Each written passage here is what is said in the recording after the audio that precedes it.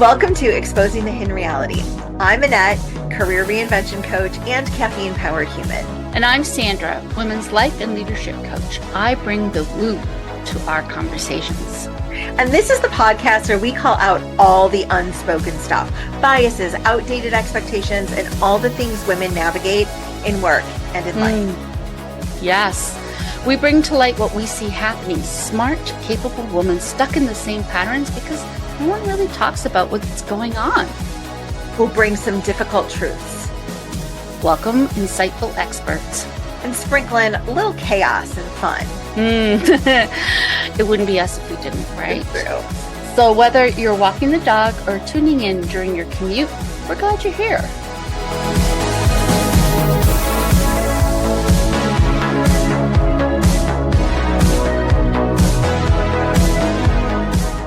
Let's do this. Let's do this. You want to do the let's do this together? Like 3, 2, 1, let's do this. All right, 3, 2, 1. Let's do this. Hey, Tori, good morning. Good morning, everybody. I feel so official being live in the studio. It's amazing. A virtual live. I'm so glad you're excited about it. So we are so excited to welcome Tori. And Tori, if you don't mind, introduce yourself, tell our audience all about you, and then we'll get into exposing your hidden reality. I love it. Okay. Well, I'm joining today from sunny St. Petersburg, Florida, where we've got 363 days of sunshine. It's one of my favorite facts about living here and why I chose to make it my full-time place of residence. Despite the Florida heat, it's also like 112% humidity, but that's okay. I'm living. So I'm the founder of Recruitfully. Recruitfully is a concierge service for hiring teams that are bringing talent into the Tampa Bay area. So I'm obviously very passionate about this area, and I decided to professionalize it. And it's a very easy sell because it's such a great place. Oh, I love that. So how did you get involved in recruiting? Yeah, so my whole journey in the resume sense has been touching recruiting of some sort. Started out at The Ohio State University. I'm a proud double alum there, yes. And I was the director of on-campus recruiting for the football team. So it was like my dream job. It was amazing. I was helping bring in this top talent from around the world, competing against, the Nick Sabans of the world. And it's hard to do. That's tough competition. So I would put together these amazing experiences for recruits when they were visiting the school and their families so that they felt really confident saying yes to Ohio State. I was so passionate about this job. And from there, I took a corporate position in Salt Lake City, Utah. My husband was doing his medical residency out there. We kind of wanted to do something different because we knew we were going to end up in St. Pete. We're like, let's just go do 3 years in the mountains, see what that's all about. And so I really learned like the corporate side of recruiting and how much it costs. Like recruiting is expensive as it gets, especially if you're not retaining people. So that was like a really immersed in Excel and data around recruiting job, which was pretty cool. And from there, we moved back to St. Pete. I had this really nice, flexible, remote, nice 6-figure comfy job. And I was like, you know what?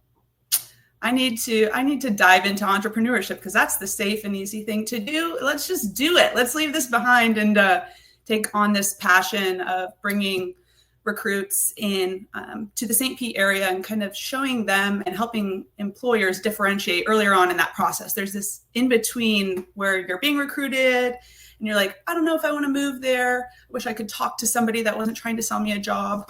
And that's kind of our niche. We're helping employers differentiate from when they're getting recruited by all these big hospitals, big finance firms. That's our place right there to help people see how they could fit into St. Pete or Tampa, Dunedin, the whole area. And so, yeah, that's where I'm at. Very cool. I love this. Go ahead, Sandra. Well, I was just going to say, I totally identify with this. One, because, you're an Ohioan, sort of, right? Yeah. OH. Thank you. Great. You can find them there's more Ohio people everywhere in the world than any other state, I swear. That's because they all start here and then they leave. It's Then they like leave. what Ohio's what I was known gonna say for. was Yeah. I worked at a fairly large employer in the Cleveland area, and one of the things that they did was actually put together a video describing exactly what you just talked about, why it's so great to live here in Cleveland, because when people are coming in for a job interview, right, we want to show them all the really cool stuff, not all the stuff that people and, late night talk show hosts talk about Cleveland. Right. You're like, not to be specific, but the late night talk show hosts. Yeah, actually, Cleveland has a very similar service to mine now, professionalized as well, which is amazing. These small boutique groups are doing this for these smaller regional locations where you need great doctors and you need, great people to handle your money and stuff like that. So I love that they were doing videos, and now they've got a whole team working on it up in Cleveland, which is really cool. Very nice. I like that it kind of sounds like a combination between corporate recruiting and sports recruiting, because it's not only like, hey, this is the company for you, come in and meet the people, see the office, but it's like, see the city, experience it. Imagine yourself living here. What would it look like if you brought your family here? Yeah. And your company cares so much about you. I'm not free. So, your company is already investing in you before you're an employee. They want you to have friends. I'm going to help you get connected to groups that interest you, so that when you aren't in the office, even if you're in the office 80 hours a week, there's a life outside of that, and your company places value on that. And so we want you to stay forever. So we're going to get you plugged in so you do. I think there was a report put out by Bamboo HR that does a lot of recruiting analysis and statistics. They love data, and I like to steal their data. The average new hire, when they relocate, they make up their mind in 44 days. It's quick. There's no time to have a bad experience at the DMV, and you can't get your tags changed, and your kid can't get into school. 44 days to kind of make it or break it for those talent that you spent a lot of money to get here. Yeah. So I've relocated corporately twice. And so I completely understand what you're talking about in terms of there's an adjustment process, right? And you just kind of take it for granted that what you're supposed to do, where you're supposed to go, who you're supposed to talk to. And then, if you're the spouse of the person who's transferring, there's sort of this void, right? Because you haven't yet developed your group. Totally. Yeah. And how do you make friends? How do you make this move about you a little bit too? Not in a selfish way, but you're the other half there. How do I get connected? And yeah, I've been a relocation fail twice, I like to say. One when I was really young. My mom and I moved to Pennsylvania, Philadelphia, and we were there for 10 months. And we were like, we don't know anybody here. This is lonely. This is isolating. And we didn't really know how to navigate it. It was just my mom and I was in 4th grade. And I remember being like, yes, we failed at this. Let's get back to Ohio. And that's a bad sign if you're excited to go back to Ohio. So that's a fail. Okay. And then as an adult, I moved to Houston by myself. I was like, you know what? Let's go. I'm a big girl job. I don't care if I don't know a single soul in Houston. And I stayed on until my 364th day when my contract didn't have me paying back my relocation bonus. And I moved to I already had a job lined up because in Ohio, I went back to Ohio again. I'm like an Ohio fail. I don't know. Yeah. I moved back to Ohio because it's what I knew. There was the community there, and I couldn't figure it out in Houston. I was so isolated, and I worked with a lot of people that weren't the same age or, were in a different lifestyle than I was. And so, it's okay to fail at relocating, but I'm here to help limit some of those failures. Save you the relocation fee bonus, because those aren't cheap anymore. No. And I didn't realize that so many companies were still relocating people. As a career coach, I don't see it that often in packages. Of course, it's something you could negotiate on, but I don't see it that often. And I find that some companies are very concerned about paying that because they're concerned that the investment won't pay off. Totally. Yeah. There's a lot of different ways I've seen it in contracts, both personally and in speaking with people that are making these big career jumps and moving where they know. And, sometimes it'll be a certain amount. They'll spread it out where you can only pay X amount back if you're not there for 3 years. These contracts are getting longer and longer of how long you have to stay there before you're kind of off the hook. Similar to like an education reimbursement bonus. I see that a lot in the medical field. These doctors want to pay off these student loans and they're like, yeah, we'll pay them off. It'll be 10 years as long as you're with us. And you're like, 10 years, good God. I haven't even stepped foot into this hospital. How am I going to commit to 10 years here? Mm-hmm. So yeah, it's interesting how contracts are structured now to kind of, I think companies have been bit by the relocation and how expensive it is. Yeah. Yeah. So talk to us.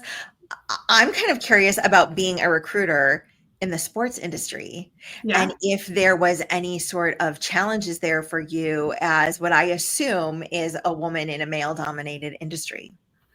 Yeah, absolutely. I think there was 3 full-time women in a building of about 125, 130 men, because the football team is huge. That's a big roster. You've got 10 position coaches and they have 50 interns each, and finding your way, you definitely gain a layer of skin that, you kind of course up a little bit. And it was interesting because a lot of people, you kind of had to navigate like, oh, you're just a girl. What do you know about football? Mm-hmm. You've never played football. And I'm like, I'm not here to coach you on football. I don't care how fast your 40 time is. Just like in the role I'm at now, I don't know anything about healthcare. I don't care what your MCAT score was. My personality, my forte is helping you feel good where you're at, making sure you're connected in the right spaces. In college athletics, how are you going to pick your major? How are we going to prepare you for life after this? Because that's a huge part of our recruiting sell is there's a life after this. So we need to make sure that we're set up for that. So I think a lot of times I broke down that barrier after years of learning how and years of being offended. Honestly, I'd be like, what do you mean I'm just a girl? You kind of have to shake that off. But telling people what you do and where your expertise actually lies, I feel like humbles in a nice way people quickly. Yeah, of course I don't know anything about X's and O's and I don't care to. And also you guys smell like you all need to shower if I'm being honest. So, it took me a while to lean into that of like, it is powerful to tell people what you don't know and be okay with that. I have no interest. But here's where I'm amazing at this part. And this is where I'm passionate about. And here's where I can help you. And I think people value hearing from people what they don't know, like, oh, that's really, thanks for being honest. You could have pretended like you knew about this or there's a level of authenticity when you let people know. So that's kind of how I found myself through that. It took a while to build the confidence to not pretend I knew everything about everything because I did used to do that. But there's no sense in it. You can build that trust earlier on and more frequently by being really straightforward. What's the number one thing that you think it's really important for people who are looking to relocate? What should they be thinking about?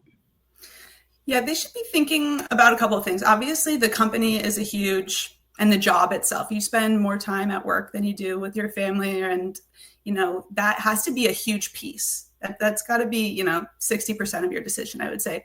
And the other 40%, which is not small by any means, is that piece that I think is missing in traditional recruiting. Where will my kids fit into all this? Are my kids going to grow up and resent me for moving them as a sophomore in high school? There's very human things in relocating that get glossed over because they're kind of uncomfortable. Yeah, maybe your kid will be really upset. My wife has an amazing career. My husband has an amazing career here. How am I going to get, hurdle that bridge? My family lives close. They help with the kids. How are we going to move away from family? So there's this human element that I think we're encouraged almost to ignore because we're bettering ourselves, we're bettering our careers, we're doing what we're supposed to do. But it's not sustainable if you're ignoring that 40%. So I think an emphasis on making sure you think through that decision, and making sure you know where you're going to go for those things when you're moving will make that transition so much more seamless. I tell people when they're relocating with kids, have your kids tour the schools and help you pick one. Let them be a part of this decision. Bring them on board. That way it doesn't feel so much as like being forced versus, I'm a part of this decision-making process. Even if you ultimately make the decision, they were there for it. So I think that 40% of life that we push down because we're climbing the corporate ladder and being, the strong, hardworking people that we are, that people want us to relocate because we're so good at our jobs. I think that 40% is what is missing. And it can really, you're just going to end up leaving or hating it or, all those types of things. And I feel like that's such an important realization. I have young adults and they're all about, hey, I'm going to make all this money and I'm going to have all this prestige and I'm going to, be at this position. And I keep saying to them, make sure it's something that you love to do in a place you want to be, because all that other stuff. So you're right. We eventually get there. It's just a process. Yeah. Sometimes we're not thinking. Find something where you fit, like you're talking about, like you're coaching your kids. You'll get those titles. You'll get that prestige. You'll find your niche. Mm-hmm. And all those other things around you just keep you in alignment towards that. If something's misaligned in your personal life, are we pretending it doesn't cross over? I think a lot of times we do pretend. I go in and I smile. I rear-ended somebody today. There's this crossover between the personal and professional that let's stop pretending they don't cross over with each other. They really do. And if you're aligned in one, it's so you can be aligned in the other a lot easier. Mm-hmm. Yeah. So tell us, because I'm so curious about how this works. So the actual company, the healthcare firm, let's say there was a healthcare system, they are the ones that contract with you. Yes. And then you act as that liaison almost, right? And you make sure that the candidate that hasn't quite yet accepted feels comfortable, confident, or are you brought in at like, oh, they accepted the role and now you're going to make them feel comfortable and confident? Tell us more about it. Yeah, that was actually, it's like you teed me up perfectly. I have two parts to the service. Obviously, I would love it if you went with both. That'd be the ideal experience for your candidate, but it's broken down exactly how you said it. There's the pre-hire portion where you have a candidate that's interested. They're coming in for an on-site visit and they want to spend some time in the area. I get to know them virtually a little bit and find out what are our pain points? What do we like to do? What do we need to see to make you feel comfortable while you're here? And I put together their on-site experience. So it's weaved in with their interview schedule and everything that they have with the healthcare group, let's say, and then the personal life. So we weave that together. Sometimes these are really quick trips. So these are very intentional visits.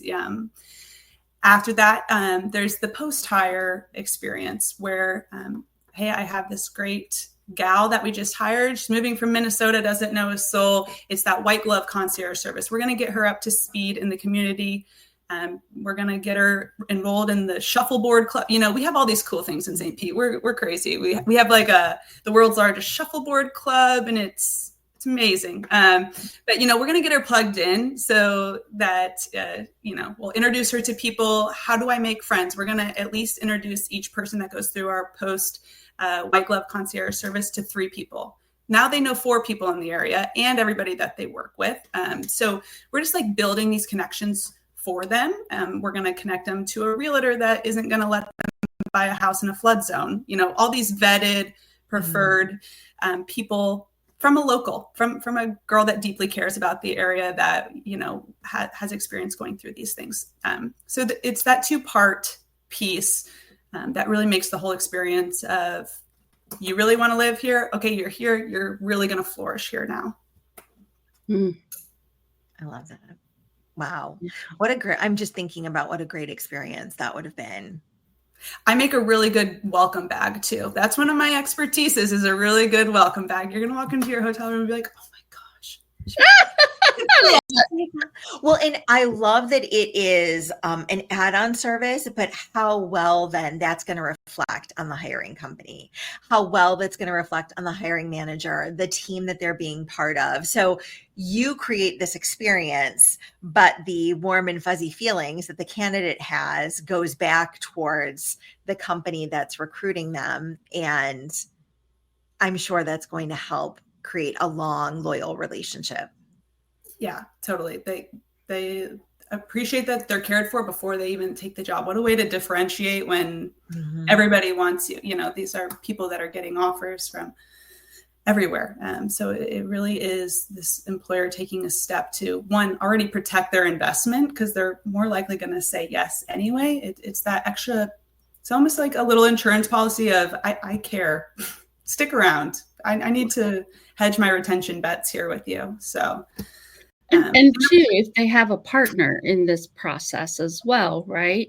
Yeah. Catering to the partner and making the partner feel, or the children feel like, I'm part of the process. B, my needs are being addressed and assessed. And I feel like I'm not going to have to, I'm not going to get dumped and try to figure this out while my partner's at work all day trying, and, what percentage of your people end up having a partner that's female as opposed to a partner that's male? Yeah, that's an interesting question. I need to have better data on myself.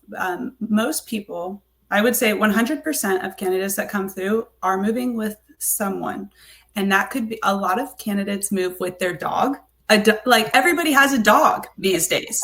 There is pandemic. Yeah, there's not somebody that doesn't have a husband, wife, girlfriend, boyfriend, kid, or dog or cat that's moving with them. And that is, that's the first thing people tell me about, because people love their animals. And I accommodate for dogs quite a bit. That's a big part of welcome bags too. We got to send the pooch home some, St. Pete local cookies and treats and all of that jazz.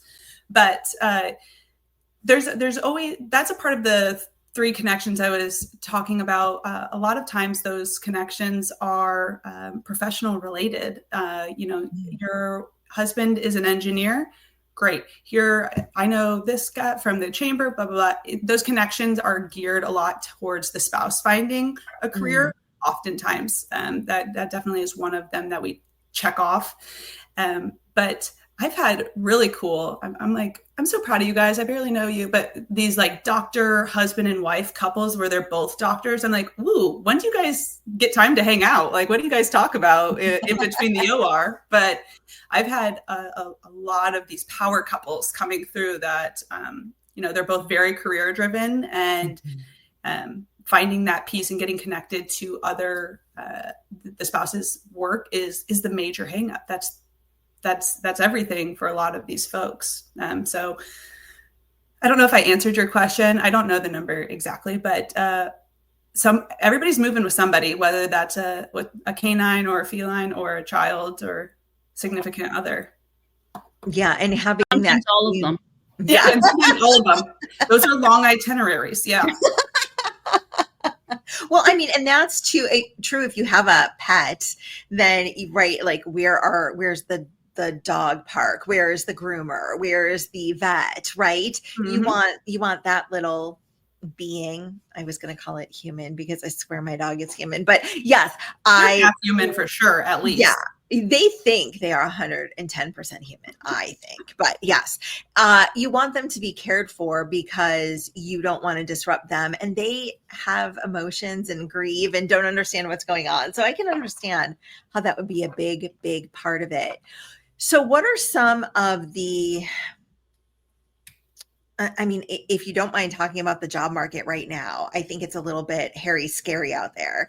And what are you seeing? What would you tell people that are currently in the midst of a transition or some sort of pivot, or they're just considering entering the job market right now? What would you tell them? Yeah, the job market is the most recruiting, we always say like it is the most volatile, fragile being in the world, the recruiting market. If it's President's Day, you'll see a decline in jobs. It's very metric heavy. You can look and see what's going on and performing pretty real time in recruiting, which is so fun for data nerds like myself. And so it's extremely volatile. So with the state of the world right now, people are scared to make moves. Companies are scared to make big investments. Everybody is, from what I feel and I'm seeing, a little stepped back right now. People are still hiring. Everybody still needs doctors. Everybody still needs bankers. Everybody still needs engineers. But the hold on money right now is a little tighter, which, I mean, money is always tight. Ask anybody when you're trying to like sell yourself, they're like, oh, money's tight. It was like, well, it's been tight for 50 years. But anyway, it is volatile. You feel the economy, you feel what's going on politically, you feel what's going on socially. In recruiting, it's just such you feel everything heavy. So job seekers entering the market, what would you do to differentiate yourself? Put on your application if you're willing to relocate. Sometimes people don't have that on their application. And people will just skim through, the tops of resumes and see that you're in California. They don't want to move to Florida. Mm-hmm. Put it in your cover letter. Put it in, everybody's job application is different, but tell them what excites you about relocating. As a recruiter, I want to kind of pick people that I think will say yes. So tell me why you're going to say yes to me in the beginning parts. I want to relocate to Florida because I am sick of the doom and 8 months of overcast in Ohio. Boom. I'm probably going to interview you. You've told me why I'm getting an Ohio application, XYZ. So just be straightforward and forthcoming with your application. If you're considering that move relocation wise, I think it's really important to note it somewhere, why the move, because some people just sift right through them. If you're not in state or within 20 miles, it's an easy disqualifier for a lazy recruiter or for a recruiter on a budget. So that is something that I would really do. I think, interestingly enough, I've been reading a lot on LinkedIn. There's a movement towards having almost a portfolio or a video to share, which would make me a little uncomfortable, even though I'm on a live podcast right now. But having this portfolio of being able to show your face a little bit is a huge movement in hiring right now. Here's a video attached to your resume. You put portfolio and have a video talking about why you are obsessed with orthopedic knees and which products you use, why you use them, and why I want to be a part of a hospital that uses XYZ. That's the way we're moving. And it's so interesting to see that as people want to differentiate themselves. So those are two of the things that have been kind of trendy, top of mind in the marketplace right now, because we do feel it. We feel it here first. For me, it's first. Other people might have different indicators, but. No, I like that. Okay. So I'm hearing a couple of things from you: being authentic. Yes. Showing your passion for what you do. And then also showing your face. It's not good enough to hide anymore. Yeah. No. And I completely agree with that. Do you remember when LinkedIn had the little video that you could put behind your profile picture? Yes. That was like the coolest thing. And when that went away, it was so sad. But I agree, showing yourself, being out there really, really, really can help. And the worst fear of a hiring manager, and as an ex-hiring manager, I'm speaking completely from experience, my greatest fear was that whoever showed up at the interview wasn't the person that was going to clock in Monday at 9 o'clock. It was going to be somebody totally different. So showing your face, showing a video, even being on LinkedIn and collaborating or communicating or congratulating other people or commenting on their sharing thought leadership and stuff like that. It goes a long way. Yeah. It really, really does. And then the other thing that I'm just going to take you to task, and then I'll let Sandra answer a question. Do you really read cover letters? Because candidates all the time are like, nobody reads cover letters. Do I even send cover letters? Some places don't even have a place to upload a cover letter. Okay. So what's a real recruiter's thoughts on cover letters? When I was hiring at my corporate job, I removed the option for cover letter. I don't want to read what you typed into ChatGPT. I'm so sick of reading ChatGPT. Like robot to robot here, people. But yeah, no, I don't read cover letters, or I didn't. I'm not in the recruiting cover space. Right. But my God, if they ask for one, you upload it and make it short. Like even when you're like sending an email, no recruiter, no person on planet Earth wants to read your 4-paragraph thesis about how great you are. I want to know how great you are, but honestly, it will stand out if you show me in 4 sentences. There's a really good quote, and I'm gonna forget the author. It was like it might be Mark Twain. I would have written less, but I ran out of time. Like, I can't remember. It's some famous writer, and my husband's going to kill me. But anyway, being concise, punch me quick with like the good stuff and leave out the fluff. And it's a really good way to stand out, I think, even outside of cover letters, even if you're just emailing for a connection. Hey, I saw you worked at this hospital. Just wanted to connect with you. Leave out that fluff. I'm Tori. I rock. Let's connect. You go, girl. The conciseness really goes a long way recently in this ChatGPT era too, where ChatGPT can write you like a dissertation in 4 seconds, and you can just copy and paste it. Yeah, ChatGPT is crappy at cover letters. They are wordy-gurdy. Please, OpenAI, can you fix that? That's not how cover letters are written. Don't do it that way. Please. I feel so called out. Why? There's nothing succinct about me. I have a hard time with it too. It takes me forever to write 2 sentences because I started out as 18. So you should see the text messages I send Annette. They're good. You're like, Annette's got her thumb scrolling for a bit to get to the bottom. They're juicy. I like to think of them as juicy. Okay. All right. They're packed with action-filled content. Oh, I like that. Excellent. Oh my gosh, that's amazing. And it looks like actually Cicero wrote that quote. Okay, here it is. If I had more time, I would have written a shorter letter. Yes, because it takes so much effort to give this concise communication that you're talking about.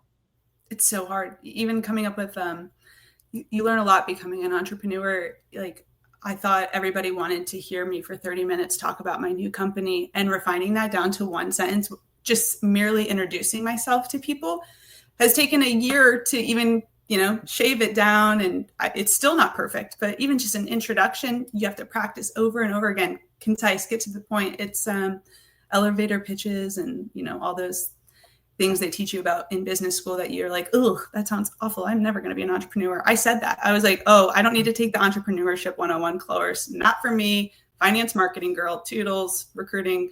So I'm really biting myself in the butt about that these days, but life goes on. We're learning as we go. And you can always go back if you feel drawn to it, but yes, life experience is probably more valuable. And sometimes it's so easy to get caught up in the formal textbook learning, and really experience sometimes will take you a lot further. Yeah, I got a business mentor last year as I was getting this off the ground. It was still behind closed doors, just, doing pro bono work and getting instant feedback. And my mentor and I were employing the quick startup method, where you just throw everything out as quickly as possible. That way you get instant feedback and you don't dive too deep anywhere and spend all this time or money in one particular area before you get all this valuable feedback back, which sounds great. And then you start getting feedback and you're like, oh, I stink at everything. This is a lot of feedback. Thank you, everyone, for your feedback. It's a lot. My company is called Recruitfully, and we're going through a name change and a rebrand that I'm so excited about in the beginning of September. I'll be sure to share it with you guys. It's really exciting. But the name Recruitfully, I thought I was a genius. I help companies recruit fully. Mm-hmm. No, everybody thinks I'm a headhunter. Everybody thinks I'm a recruiting agency. And so luckily I didn't spend all this bajillion dollars into, the branding around Recruitfully and everything, because now I've received all this intense and sometimes harsh feedback and, channeling that positively. And so we're going through a big rebrand, a big rename, and now I can invest wisely in this. So yeah, the learning on the go, I don't know how I got here, but the learning on the go and this real life experience is so real and so valuable. And it's okay to kind of like mess up and fail. I'm learning as a perfectionist, it doesn't feel good, but it's important in the process. I think that's so interesting that you get the feedback that people think that you're a recruiter, and that you were thinking of recruit fully, because I thought it was a play on thoughtfully. Ooh, you're the first person. You're quick. You've got wit to you, Sandra. Like our level, you know, it's I like that. Yeah, everybody assumes for my ego. Yeah. I get so many emails about, you know, hey, can you help me find a job? And I'm like, well, and yeah, I can try. I can definitely connect you to somebody, but I'm not, you know, everybody assumes I'm a for-fee headhunter or something like that with the word recruit. And I can say it because I, you know, worked in the recruiting industry for a while, and so did Annette. Like sometimes recruit or recruiter or recruiting doesn't always have the most positive connotation when people hear it. You know, sometimes you get this slimy used car salesman picture in your head, for better or for worse. I'm like, no, I'm really nice, I promise. But you know, you see them thinking like, oh, this is a commission check. They just want to hire me and then they'll forget about me. Be that not true at good organizations and with good recruiters. But yeah, looking back in hindsight, the word recruit doesn't make sense in my name. It's got to go. It's out. So. Well, I'm wishing you success with that. That is a big change, and that's so hard to do. Yeah. Yeah, I'm excited. I have a local St. Pete woman who's amazing, doing all the rebranding and everything, and she's got great style. That's another thing you learn about entrepreneur, like everything you're not good at. Like I should be banned from Canva. Don't let her on there. Don't know, like things I think look good. Then I post it and my friends are like, politely, what is this? I'm like, that is Picasso. Okay. That's Picasso. So it's a lot about learning things that maybe are not your expertise and outsourcing that to people that can see things and make them beautiful. So it's going to be really beautiful. You remind me of my friend Jen. A couple of times now, things that you've said have sounded like conversations I've had with Jen. So Jen is a copywriter mastermind. She's such a gifted person and looks at this from so many different ways. And sometimes I'll be on the phone with her and I'll show her something. She's like, what is that? What are you trying to say?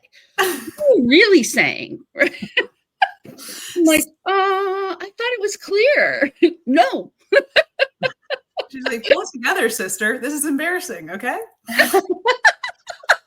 Well, she does it very nicely, but you know, the end result, and I appreciate that, you know, like, yes. Because I don't want the confusion. That's sort of the problem, right? It's like, oh, okay, thank you for pointing that out, right? Yeah, it's a lot harder to give somebody critical in nature feedback that's going to benefit them. It's so much easier to be like, Sandra, that's a beautiful post. I totally get it. That makes a lot of sense. And in the back of your mind, you know, you've done your friend wrong.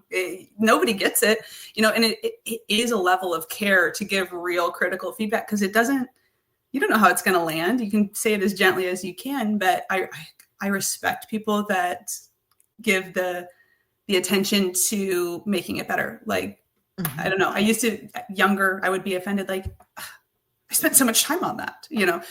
They went out of their way to give you this critical feedback, and it's a lot harder to do than it is to say, good job, Tori, stamp of approval, on to my next task, you know? So it is important. I shouldn't be allowed on Canva either, just so we're clear. There's a lot of people that shouldn't be allowed on Canva. And if we're self-aware, you know, we're doing our part. But yeah, you can see it now. You can see Canva now. If you're scrolling, you're like, Canva, you spent 1 second on that. You spent negative seconds on that. You should delete that. Yeah. It's a lot easier to identify now that we have an eye for it and everybody's in Canva. It's great and useful, but I'm not allowed on it. I've blocked myself.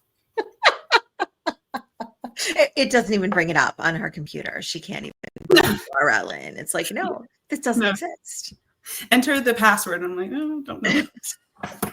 I grew up in IT, right? I spent 30 years of my career in IT, and I remember when I became an entrepreneur thinking, oh, I can build a website. There's nothing to this. I'm a smart girl. I know IT. Yeah, that idea quickly went out the door. Yeah, you're like, oh, SEO and all kinds of coding. Oh, yeah. Yeah, I still have PTSD from WordPerfect back in 2017. Yeah, I dabbled around on not WordPerfect. WordPress. Yeah, I was gonna say I also have PTSD. I felt like I was like coding. I was like -J break. This is gonna combust. Yes. Break the internet in not a good way. Not in a good way, and actually not in the other way either. Oh my so I think that's so important for people to understand. What you're saying is that we start a company or we start on a mission to provide a service or a product because it's something that we really believe in and something that we're passionate about. And then the act of actually becoming a business owner around us, around it, pushes us into this realm of having to explore different aspects of what it means to really launch this product. And oftentimes we're in the position, especially as we just start out, of doing things that are not our forte. And having both the courage and the self-awareness to step back from those things and engage others is so interesting. I'm wondering if you found that process easier than you expected it to be, or more difficult. Yeah, I think that this is one of the easier questions you've asked me. I found it so difficult because in my head, I have this amazing service. I'm very good at it. I'm passionate about it. I kind of thought that clients would just like trickle down from the sky because I'm this nice, approachable gal. And, you want to work with me. I want to work with you. We're cool. But I have found it so challenging. There's this sales cap of sorts. I'm selling myself. I'm tied, I'm deeply tied to this business because a lot of it is me. And so, I've faced some rejections. That hurts. That doesn't feel good. I like being told yes. I know that's a crazy concept. And I like paying my bills as well. Another crazy concept. So yeah, it's wild. I'm an anomaly. But the talent acquisition, sales piece, and this like learning to network in a positive way that adds value to yourself and others, it's been incredibly challenging. I say sometimes I'm like, if I had known it was going to be this hard to get a client, I don't know if I would have started, And my friend was like, well, yeah, that's why entrepreneurs don't know that beforehand, or else nobody would start. So kind of like parenting, don't you think? God. If somebody had told me it was going to be this hard. If I had known I wasn't going to sleep, this would have been cuckoo. Yeah, it is. Totally. Yeah, that's its own separate piece. I decided to do it both at the same time too. I did. Oh, good idea. I thought, you know what? Let's just rip the Band-Aid off, start a new career, have this baby, both mellow things. Let's marry them together. So my husband's like, hey, life changes next year. Let's plan on 0. Maybe. So you're like, okay, I'll just rebrand. I'll just do a quick rebrand. It'll be fine. Yeah, you won't even notice. But yeah, it's been tough. There's a lot of challenges in entrepreneurship. It is really hard. I encourage everybody to go do it, but it's hard. It is hard. And I work with the International Association of Career Coaches. And so every once in a while I'll get a call from a newer coach, and they'll be like, what piece of advice do you have? I'm like, whatever commitments you make to yourself today won't matter to you in 6 to 8 months. Don't hold on to them too tightly. Get started. Yeah. Because you're right. It's that feedback from when you start working with people and clients and you're like, ooh, I do like working with these types of people. I don't like working with those types of people. And you can only really learn those lessons when you're in it, doing it, taking weird, messy, bold action. So yes, not overthinking it is probably your best friend. And you don't know that when you start. Nobody actually says it's weird and messy. Yeah. And then you're feeling like, am I the only one that this was weird and messy with? So yeah, finding that community to talk to about it really does help you along the way. Yeah, the community is huge. It's not, I've never had to network for a job before and all of this stuff. And sure, it's great for meeting people in some of my adjacent services, you know, like I know so many realtors, all this stuff, but the community of people going through the same kind of hard, like there's a lot of kinds of hard. Entrepreneurship hard is its own like kind of hard that it's like you have a little bit of a positive commiseration committee with your community of entrepreneurs. It's so important. I would, you know, that's a piece of advice I give everybody that's kind of like struggling. I'm like, go make a friend that's kind of going through the same thing, or make a friend that has done something similar. And they're going to tell you about the messy parts that people don't tell you about on LinkedIn and everything like that. Though it's nice to hear other people's messy, for lack of better words. I think too, and this I think just goes to life in general. We're so used to seeing everybody's perfection reel that we miss that, you know, what's going on behind the scenes is not necessarily what's showing up on the screen. And, you know, we said to you before we started, right? Oh, you're getting the full backstage experience, right? And you see, like when you see all the stuff how the sausage is being made, it's kind of like, oh, okay. I didn't realize I didn't realize all the messy parts about it. Yes. Yeah. Totally. Yeah. And it's important to see that, to align your own expectations of yourself and keep the mentals healthy. You know, it's easy to get down on yourself, facing rejection, seeing a highlight reel. You're not having your highlights yet. You're on the verge. It's just not there yet. Seeing stuff like that helps. And I think talking about your messy helps people. It helps me. So definitely. Yeah. And you know what? Allowing people to see that is leadership. It is. Yeah. It's like what we were talking about, like telling people what you're not good at. It's the same. It's that same like authentic feeling, like you're not trying to pull the wool over me here. I get to see a lot of parts of you that are, some are vulnerable, like talking about things that you aren't good at or failing at. That vulnerability, I think, really resonates with people. Yeah. Mm-hmm. Agreed. So Tori, how can people connect with you and find out a little bit more about you and what you do? Yes, I have a LinkedIn page. It's Tori Smith. You can type in Recruitfully for the next 2 weeks, and then Recruitfully is going away. It's disappearing, and we have an exciting new name and brand and everything. But you can also find Recruitfully on Instagram and Facebook. You know, all the good spots. Just the name. There's nothing at the end of it, and you should come follow along for the rebrand. It's going to be really fun, and it's going to be aesthetically pretty beautiful because I'm not touching it or Canva. So there's my pitch to come follow along. She's like, see what I didn't do. It'll be great. Look at what this beautiful graphic designer that's trained to do gorgeous stuff can do. And, you know, take my message and beautify it. It's great. That is amazing. Wonderful. Well, Tori, it was great to have you. And we look forward to the rebrand. I can't wait to follow along. Thank you guys so much for having me. This was so fun. And you're so easy to talk to. So thanks for having me on. Yay. Thanks. My dogs are barking, so I'm trying to mute. They're like, I heard you guys say goodbye. Come feed me now. Pretty much. Bye, everybody. Yeah. Bye-bye.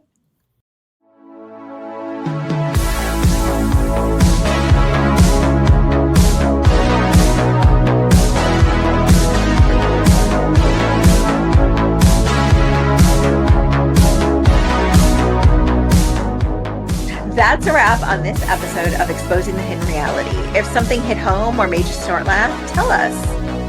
Seriously, we love hearing from you. Message us, tag us, or send us coffee. We love coffee. And hey, leave a review. It helps more women find us and boosts our egos.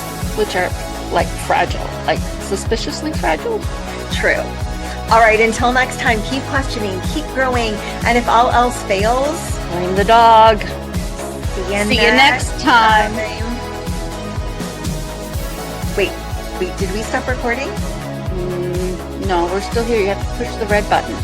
Red button. Cool. Just eternal podcast. Bye.